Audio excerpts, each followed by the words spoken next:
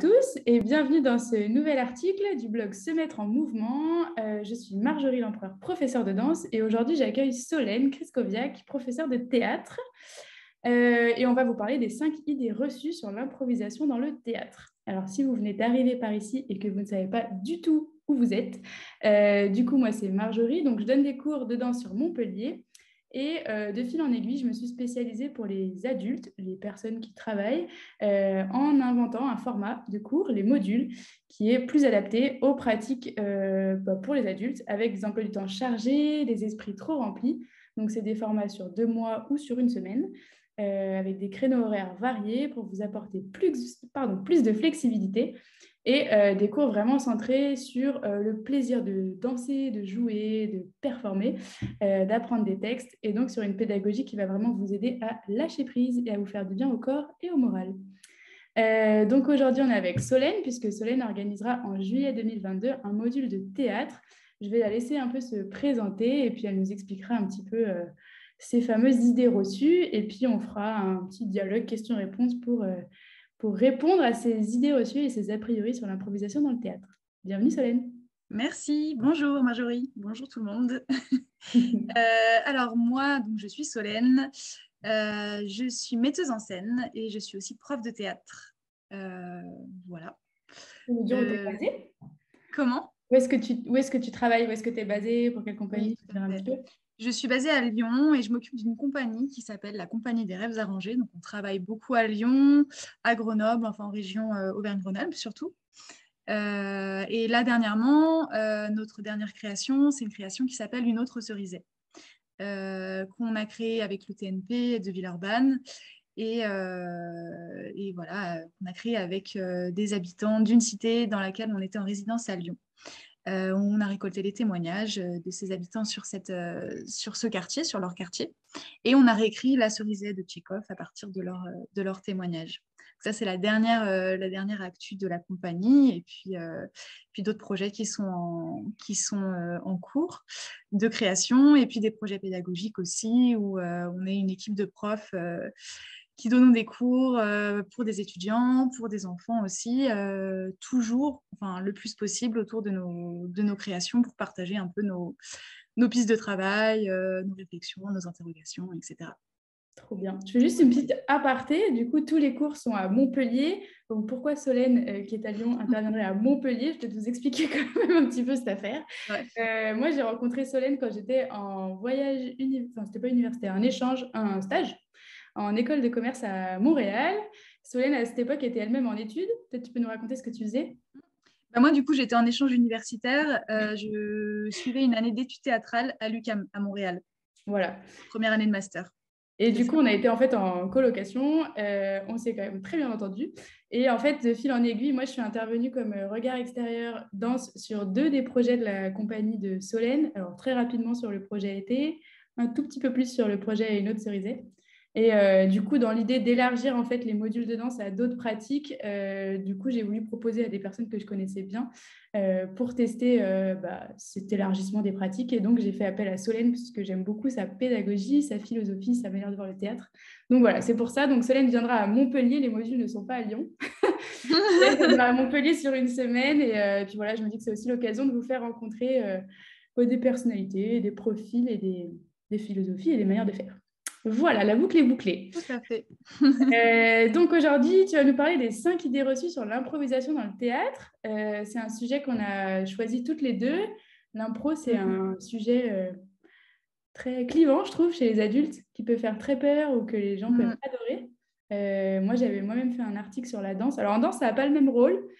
Souvent, c'est une discipline à part. Moi, j'utilise de temps en temps en recherche dans les cours. Alors souvent, il y a des yeux de grande panique chez les élèves quand on débarque, quand je dis le mot impro. Puis après, au fil du temps, finalement, on y trouve quand même quelque chose. En théâtre, c'est un peu différent. Est-ce que peut-être tu peux nous expliquer d'abord le rôle de l'impro en théâtre et après, tu nous dis les 5 a priori? Oui, alors en théâtre, c'est vrai qu'il y a aussi 2 manières de voir l'impro. Enfin, il y a le théâtre d'improvisation en tant que tel qui a ses propres codes, ses propres règles, où on organise des matchs d'improvisation, etc. Ça, c'est pas ce qu'on va faire. Moi, je suis pas une spécialiste du théâtre d'improvisation, mais j'utilise beaucoup l'impro et ses outils pour aborder une scène ou aborder un texte de théâtre. Donc l'idée, c'est pas de performer des impros tout de suite, spontanément et de manière claire et précise. C'est vraiment utiliser l'improvisation comme outil de recherche pour alimenter une scène au niveau de l'imagination, pour traverser aussi son personnage avec ses propres mots, avec ses propres vécus, pour ensuite le réinvestir avec le texte. Donc c'est un peu différent du théâtre d'improvisation en soi, Ouais, quoi. ouais, carrément. Alors, du coup, on a préparé un peu cette interview, cet article ensemble. On a listé 5 a priori sur l'impro en théâtre. Alors, moi, c'était un peu des a priori aussi que je peux avoir en danse parfois, donc c'est rigolo de faire la passerelle. Donc, la première, c'était que pour être bon en impro, il faut avoir 10 000 idées à la minute. Je ne sais pas si vous vous reconnaissez là-dedans, peut-être. Je te laisse nous dire la deuxième. La deuxième, c'est une impro ratée n'a aucun intérêt et ça nous fait sentir nuls. D'ailleurs, ceux qui sont bons en impro ne font que des bonnes impros. La troisième le troisième a priori sur l'improvisation, c'est que l'improvisation, ce serait le vide, le néant. Il suffirait de dire jouer et pouf, on improvise sorti de nulle part. Quatrième, il faut être créatif, bizarre, original pour être bon en impro. Et le cinquième a priori, c'est qu'en improvisation, on ne pourrait compter que sur soi-même. Alors, je ne sais pas si ces 5 phrases vous parlent. En tout cas, nous, on est a priori 100% d'accord toutes les deux qu'aucune de ces phrases n'est vraie. Et donc, je vais laisser Solène nous expliquer en quoi. Donc, le premier a priori, c'est que pour être bon en impro, il faudrait avoir 1000 idées à la minute. C'est vrai que c'est un peu la même chose en danse. En général, quand je donne un thème d'impro et que je mets la musique, il y a tout de suite les têtes qui me disent « mais je vois pas ce que je peux faire ». Alors qu'en fait, il ne s'agit pas du tout d'un exercice cérébral, mais bien d'un exercice beaucoup plus descendant et qui va remonter à la tête. Peut-être tu peux nous expliquer en théâtre comment ça se passe et du coup... Et bah, c'est un peu pareil, ouais, c'est un peu pareil en théâtre. Il faut surtout pas avoir 1000 idées à la minute. Ah, carrément. Bah oui, parce que sinon, on prépare beaucoup trop les choses et il n'y a plus rien de spontané. En fait, c'est plus une question d'écoute. C'est plus une question de se laisser porter, de plutôt lâcher prise plutôt que de vouloir avoir des idées. Parce que si on veut avoir des idées, si on se force à avoir des idées, il n'y a plus rien de... Enfin, la recherche n'est plus là, il n'y a plus de spontanéité et donc on est dans le vouloir, on est dans le faire plutôt que dans l'instant.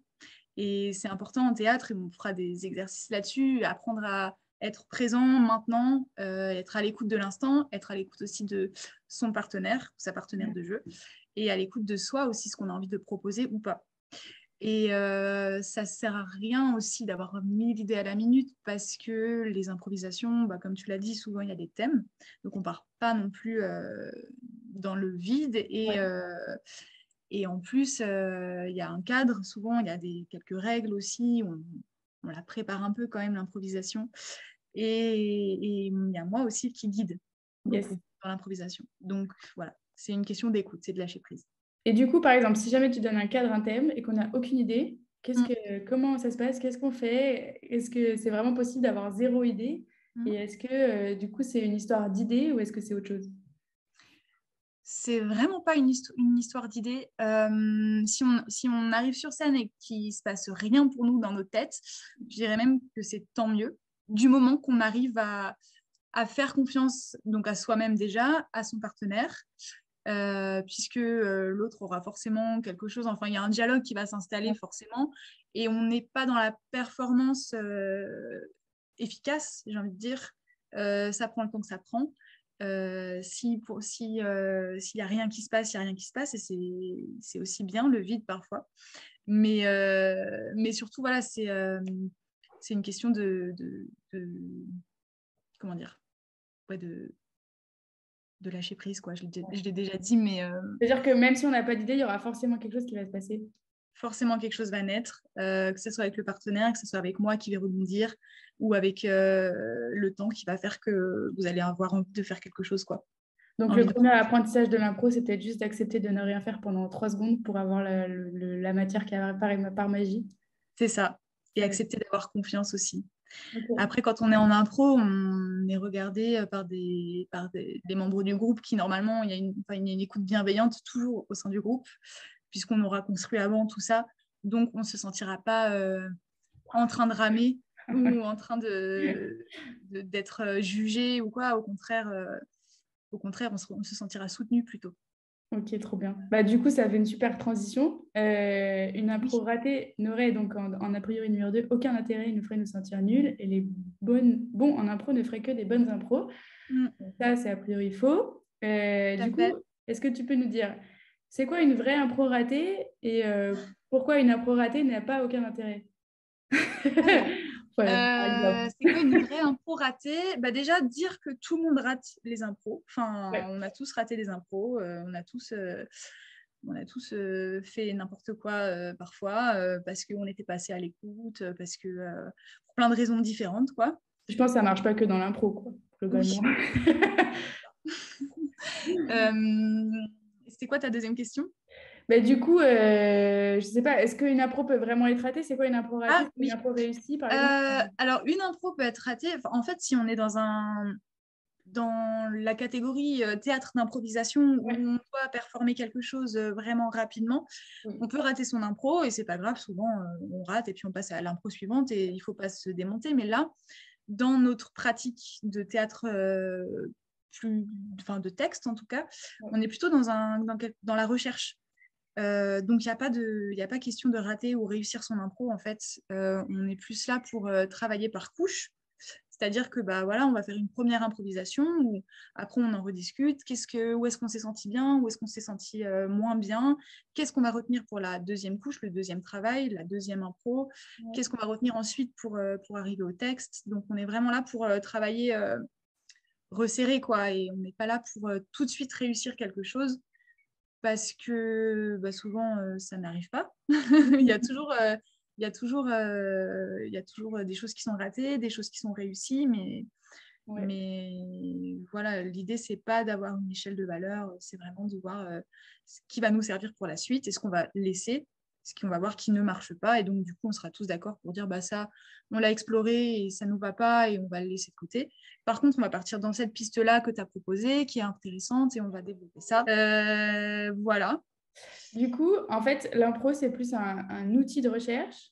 Et en fait, ce Mm, que vous allez décider de garder ou de pas garder, c'est même pas forcément une histoire de capacité à performer ou à improviser. C'est mm, plus que l'impro va permettre de réaliser qu'est-ce qui marche ou qu'est-ce qui ne marche pas dans le cadre de ce que vous êtes en train de construire comme théâtre de mm. texte, comme cadre de théâtre pour la suite. Exactement. Et c'est aussi important de traverser ça pour se raconter la même histoire aussi Ok. dans le cadre de scènes avec un texte. Hein. Souvent, on part de texte pour faire des impros, mais tout le monde se raconte quelque chose de différent autour d'un texte. Mais le fait de faire des impros avec le groupe, avec les uns et les autres, va nous permettre d'avoir des souvenirs par rapport à cette scène-là, de se raconter des choses aussi, et donc du coup de partir avec le même langage et avec la même histoire. Et donc, ça ne va pas être une question de réussir ou de rater, ça va vraiment être une question d'avoir traversé ensemble la même chose pour pouvoir ensuite raconter la même chose. Je ne sais pas si c'est clair Ouais, comme... ouais, carrément. Justement, je vais faire un petit aparté pour faire un parallèle. C'est-à-dire que pour moi, en danse, c'est pareil. Il y a des moments où on fait des impros qui sont des impros seuls pour traverser des sensations, pour vivre des choses qu'on va remettre dans la technique. Mais là, ce que tu me racontes, ça me fait penser à d'autres styles d'impro qu'on peut faire que moi, je ne verbalise pas forcément avec les élèves, donc c'est l'occasion Mm, aussi d'en parler, qui sont plutôt les impros de mise en scène, enfin de chorégraphe, où du coup, bah, par exemple, moi, j'ai besoin qu'elle teste. Est-ce que, par exemple, si le groupe 1 et le groupe 2 font droite et gauche pas en même temps, je ne peux pas le savoir si ça a marché ou pas tant qu'elles ne l'ont pas fait. mm, Ou si, j'en sais rien, moi, on va faire un canon ou quoi, c'est des choses qu'on a pu faire en danse. Je peux pas, moi, savoir si ça a marché ou pas tant qu'elles l'ont pas fait. Donc, on parle pas mm, d'impro en danse dans ces moments-là, c'est rigolo. En fait, c'est quand même une impro de groupe, c'est-à-dire si on n'a pas tous la même répartition des tâches au même moment, le même rapport à la musique, même si on fait la même chose, qu'on écrit la même partition chorégraphique, ça va pas rendre la même chose et on est obligé de passer par le test pour savoir si ça a marché ou mm. pas, parce que l'écrit, le papier, la théorie ne va pas nous donner la réponse. Donc j'ai l'impression que c'est un peu ça. Exactement. Je raconte. Oui, c'est des tests tout le temps, quoi. On est obligé de faire plutôt que de spéculer, Ouais, de ouais. parler, d'imaginer quelque chose. Le plus efficace, ce sera le concret du plateau et le Ouais, concret ouais. de ce C'est que vous marrant avez. parce qu'effectivement, du coup, en danse, nous, c'est un moment qu'on n'appelle pas un pro. Et du Ouais. coup, il n'y a pas ce truc de si ça marche ou si ça marche pas, on se sent responsable. Parce qu'en fait, Mm, c'est clair qu'on est en train de moduler. Comme quoi, les mots on se sent responsable d'un truc raté, alors qu'en fait, c'est juste pas le cadre, quoi. Donc, C'est ça. trop bien. Du coup, a priori numéro 3, l'impro serait le néant, genre le vide. On nous dit jouer et on n'a rien à faire. Donc, là, au fil des deux premiers a priori, tu nous as déjà laissé comprendre que c'était pas ça. Mais est-ce que tu peux nous expliquer du coup une improvisation, à quoi ça ressemble, comment ça se met en place, quel type de consigne? Enfin, moi, j'avoue que par exemple, j'en ai fait une seule fois dans un cadre très particulier. Mais En du coup, théâtre? j'ai du mal aussi. Ouais, c'était un cercle de femmes où on faisait une impro de théâtre. Donc, c'était Ah oui, vraiment un cadre très particulier. ouais. Sinon, j'ai jamais fait, donc je me dis que peut-être qu'il y a d'autres Mhm. personnes qui nous suivent qui ne savent peut-être même pas à quoi Ouais. ça peut ressembler dans ce cadre-là, une impro de théâtre. Ouais. Bah, alors déjà, ce qu'il faut savoir, c'est qu'une improvisation de théâtre, en tout cas pour ma part, est Ouais. toujours très préparée. Quand je vais proposer une improvisation à un groupe, à 2 personnes, 4 personnes ou une seule personne, je vais la préparer en fonction de ce qu'on veut travailler et de là où je veux emmener les gens Ok. et de là où le groupe veut aller. C'est-à-dire que c'est très rare que je dise que j'improvise pour demander une improvisation. Ok. Je vais C'est pas avoir freestyle, quoi. Ouais. Ou alors c'est parce que je le sens et parce que je sens que le groupe est voilà enfin il va et qu'il n'y a pas de souci, etc. Ouais. Mais en fait, en réalité, je prépare le thème, je prépare le nombre de joueurs, quoi, enfin le nombre d'acteurs, Ouais. je prépare le cadre, les règles, voilà, enfin c'est quand même assez cadré. Donc du coup, quand je propose une improvisation, c'est parce on a déjà traversé des discussions parce qu'on a déjà traversé des lectures, déjà Ouais. traversé des exercices aussi ensemble, et donc ça va découler d'un autre exercice. Voilà, c'est quand même assez. Enfin, il y a des jalons avant de commencer une improvisation. Donc déjà ça, donc c'est rarement le néant parce que on aura traversé d'autres choses avant, on aura traversé des La exercices. matière sur laquelle s'appuyer. C'est ça. On pourra remobiliser ce qu'on a appris en exercice avant avec le groupe. Ou, voilà, c'est pas allez-y, faites-moi quelque chose. Tu peux Parce nous que donner un petit exemple, par exemple, ou c'est un petit peu difficile? Genre un exemple, je sais pas moi, d'un cours que tu aurais pu faire avec trois trucs que vous avez traversés avant et l'impro, par exemple? Ouais, alors attends. Ben, par exemple, sur des exercices de cœur, Mhm. euh, des exercices qu'on appelle un peu choraux, où ça part vraiment de petits protocoles très précis d'écoute du groupe, etc. Et souvent, le groupe ne se rend même pas compte qu'ils sont en train de plonger dans une improvisation.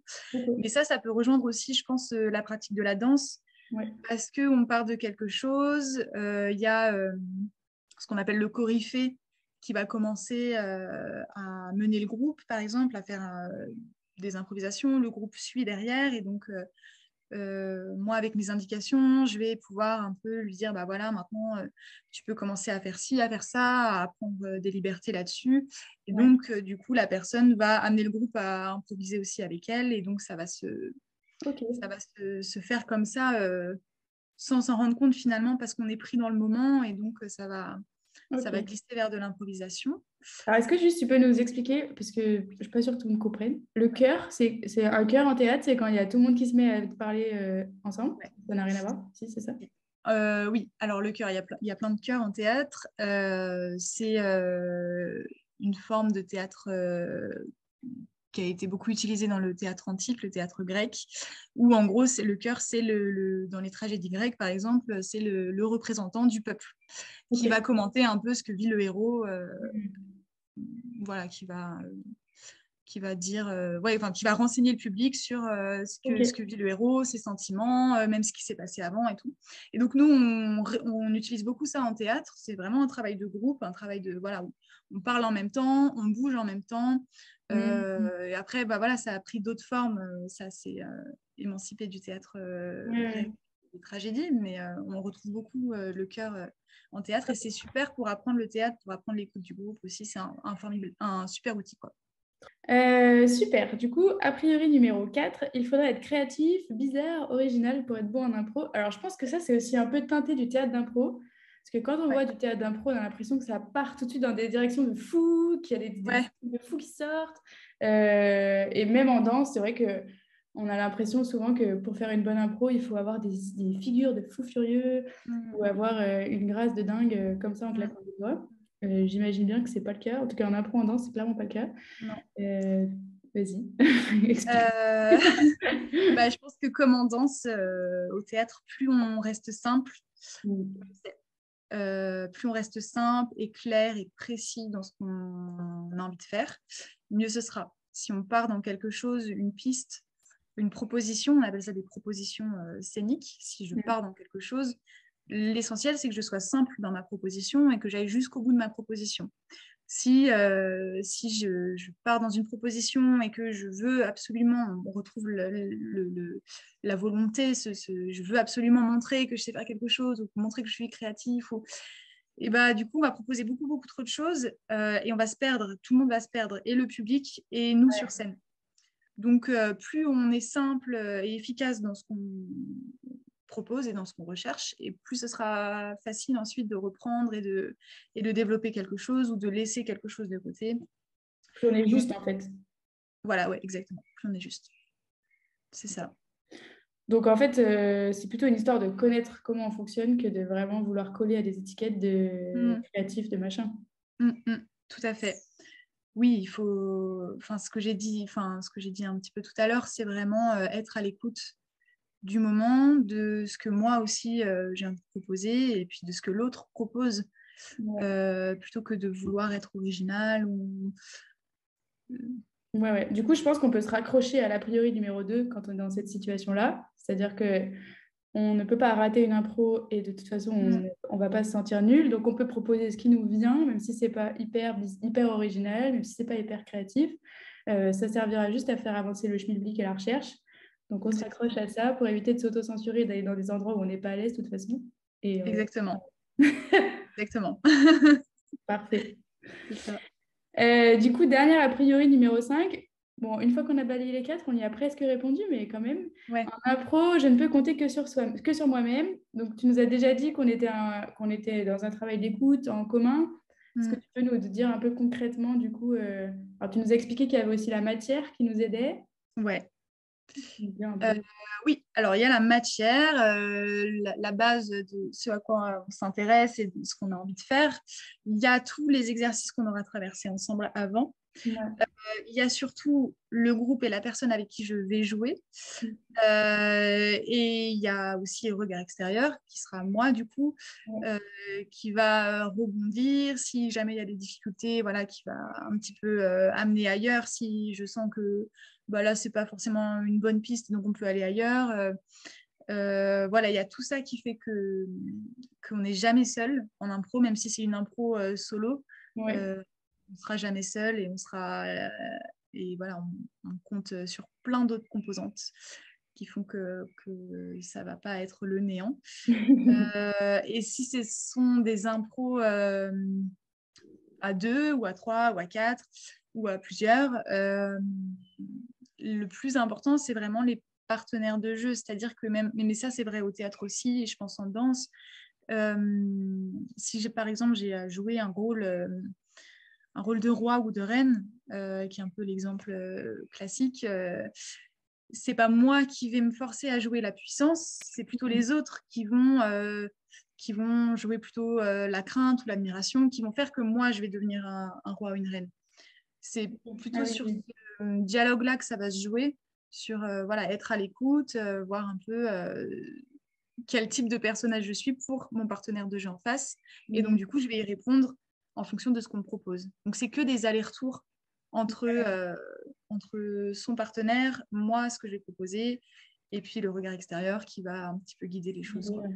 Trop bien. Voilà. Super. Du coup, on a balayé les 5 a priori. Si vous qui nous regardez ou qui nous lisez, vous avez d'autres craintes, n'hésitez pas à nous en faire part. On sera ravis de les démonter, j'espère. Vous rassurer en tout cas. On a beaucoup parlé de la matière. Du coup, j'aimerais beaucoup qu'on conclue cette interview par la matière justement qui fera l'objet du module de juillet. Bon, si vous nous regardez après juillet, allez voir le site de la Compagnie des Rêves Arrangés, il y aura peut-être des nouvelles. En tout cas, pour juillet 2022, l'idée de Solène, c'était de partir sur la nouvelle création de la Compagnie des Rêves Arrangés pour que ce soit le point de départ du module, donc des cours amateurs de juillet. Je précise juste que Solène, du coup, a vraiment cette double casquette metteuse en scène et prof qui lui permet de jouer avec cette matière-là professionnelle pour amener ses élèves à découvrir cette matière et en la et en profiter pour la réinjecter dans les projets pro. C'est peut-être mal exprimé, tu me corrigeras si c'est pas Non, ça. c'est ça, c'est très bien. Et du coup, là, donc, le module de juillet sera en fait la première brique de ce nouveau projet théâtral de la Compagnie des Rêves Arrangés. Donc, est-ce que tu peux nous en dire un peu plus, s'il te plaît? Donc, le projet qui va se mettre en place, qui est en train de se mettre en place, s'appelle Faut que je te raconte. Ça fait un petit moment qu'on a envie de se lancer dans ce projet-là. Ouais. Parce que donc c'est un projet en fait qui parle de correspondance, enfin qui part des correspondances sous quelque forme que ce soit. Notamment correspondance écrite, des lettres, des cartes postales, etc. Et en fait, on a envie d'explorer ce qui se joue dans ces correspondances-là. C'est-à-dire que moi, par exemple, je me suis amusée à reprendre un peu toutes mes lettres d'adolescente. Et c'est vrai que en lisant ça au fur et à mesure, je me suis dit, c'est vrai qu'il y a un personnage qui se dessine, ça raconte quelque chose de la personne qui les reçoit. Et ça fait un portrait en creux, en fait, de la personne qui reçoit. Et donc, du coup, c'est très intéressant pour aborder un personnage de théâtre, de l'aborder à travers, en fait, ce qu'il reçoit et ce qu'il envoie aussi. Et donc, c'est vrai que la correspondance, ça m'intéresse dans les différents gestes que ça a, celui d'envoyer, celui de recevoir, de l'adresse aussi, qui est aussi une thématique qu'on retrouve beaucoup au théâtre, hein, l'adresse. Envoyer une réplique, recevoir une réplique, c'est des choses qui se recoupent beaucoup. Donc, on a envie d'explorer ça avec l'équipe de la compagnie. Donc, on va se mettre à récolter pas mal de correspondances de différents publics, étudiants, enfants, personnes âgées, etc. Et puis, du coup, le stage est une forme idéale aussi pour travailler à partir de ça, quoi, à partir de cette matière, si vous avez envie de ramener de la matière. Est-ce que tu as déjà une idée de ce vers quoi ça va mener? Je ne sais pas si c'est une pièce où il y aura 10, 15, 20 personnes ou pas du tout. Est-ce que tu sais un peu à quoi ça peut ressembler? Pas du tout.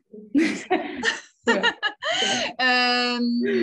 Je sais pas du tout à quoi ça va ressembler parce que ça va vraiment dépendre de ce qu'on va récolter. On aime bien travailler comme ça, en fait, de travailler à partir de ce qu'on a glané comme matière, à partir des gens qui nous ont fait confiance. Et donc, on ne peut vraiment pas prévoir ce que ça va donner.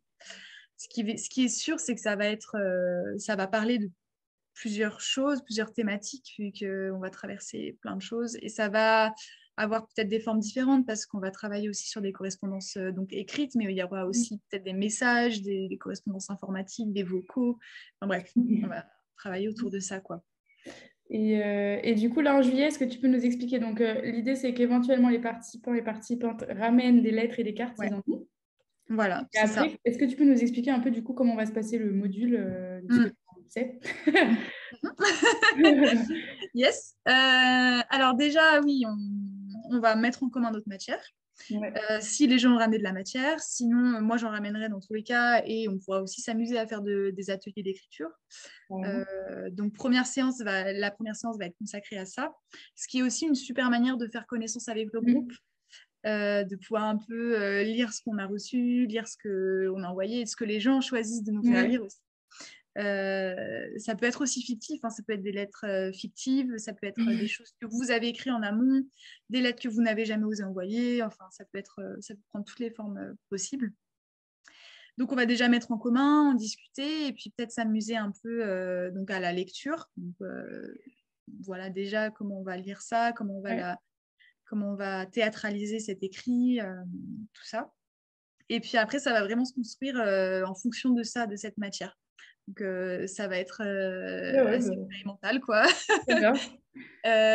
Ensuite, donc une fois qu'on aura lu ça, on va vraiment construire le groupe avec cette base-là, cette histoire qui va finalement être une histoire commune. Construire le groupe théâtralement, quoi. Et puis plonger dans des impros pour voir la mise en espace, voir si on va faire exister les personnages qui sont concernés par les lettres ou si ça va rester des personnages imaginaires, fictifs, tout ça. Ça va vraiment se construire en fonction de nos envies et ce qu'on a envie de raconter pour au final en fait avoir une petite forme de, je pense, un quart d'heure, 20 minutes de présentation. trop bien. Ouais, Ouais, j'espère, je pense, 15 minutes. Ouais, 15 ouais, minutes. ouais. Que du coup, qui sera présenté à l'apéro de clôture avec... donc, je répète, pour, si vous venez d'arriver par ici, donc à chaque fois, c'est un cours par jour pendant 5 jours. Et le vendredi soir, on fait un dernier cours avec tous les modules qui auront eu lieu en même temps et un cours de clôture. Donc là, sur la semaine du 4 juillet, il y aura un module de danse, un module de percussion corporelle et un module de théâtre. Donc l'idée, c'est qu'on se rassemble tous le vendredi soir pour chacun se présenter un peu de ce qu'on a fait la semaine. Donc le théâtre nous fera la performance, la danse présentera la chorégraphie qui a été apprise. On est sur un format plus modeste de 2-3 minutes. Et la musique présentera le morceau de percussion corporelle qu'ils ont appris avec leurs plusieurs voix autour d'un apéro. Voilà, je pense que ça va être très chouette. Top, je ne sais pas s'il y a un dernier petit truc que tu veux ajouter, une envie de nous raconter quelque chose. Peut-être dire que si on n'a pas de lettres, si on n'a pas de... Ça peut être des cartes postales aussi. Ça peut Ouais, être des mails, des messages. oui, qu'on Ça peut peut être un imprimer. message. Voilà. Ok, Voilà. chouette. Et ben, sur ce, on vous souhaite une bonne journée. Si vous avez d'autres questions sur l'impro, sur le théâtre, n'hésitez pas. Du coup, on est disponible sur le site internet, sur Instagram, sur Facebook pour répondre à vos questions, que ce soit sur l'impro, sur la semaine de théâtre, sur les autres cours. Vous avez toutes les informations sur le site, que ce soit pour le cours de théâtre ou pour les cours de danse, de musique, d'acro-yoga et les modules en général dans l'année. Et puis voilà, on peut que vous inciter à raconter des histoires, à en créer, à vous amuser, à oser, à tester l'impro et toutes les disciplines qui vous tentent. Et on vous souhaite une très bonne journée. Merci Solène. Merci.